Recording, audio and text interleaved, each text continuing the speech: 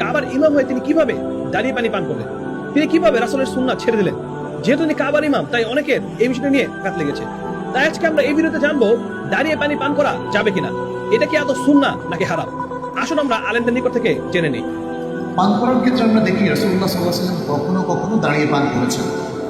কখনো কেউ যদি নিরুপায় হয়ে দাঁড়িয়ে পান করে, এমন কোন পরিবেশ আছে যেখানে বসার জায়গা নাই, বসতে অসুবিধা হবে, সেখানে পান করে ফেললেন বা করে নিলেন, তাতে ইনশাআল্লাহ বড় কোনো গুনাহ হবে না। এটা আছে সহিহ বুখারীতে খণ্ড নম্বর 7 বুক অফ ড্রিঙ্কস হাদিস নাম্বার 5615 বলা হয়েছে, হযরত আলী রাদিয়াল্লাহু আনহু তিনি একটা মসজিদের সামনে দিয়ে হাঁটছিলেন, তখন দাঁড়িয়ে পানি পান করলেন। আর তিনি বললেন, আমি জানি অনেকে ভাবে এটাকে উৎসাহ দেওয়া হয়নি, এটা মাকরুহ যখন কেউ দাঁড়িয়ে কোনো কিছু পান করে। তবে আমি দেখেছি আমাদের নবী দাঁড়িয়ে পান করেছেন, এখন আমি যেভাবে পান করছি। যেহেতু নবী মাঝে মধ্যে দাঁড়িয়ে কিছু পান করেছেন, তাই দাঁড়িয়ে পান করার অনুমতি আছে, তবে সেটা হবে মাকরুহ।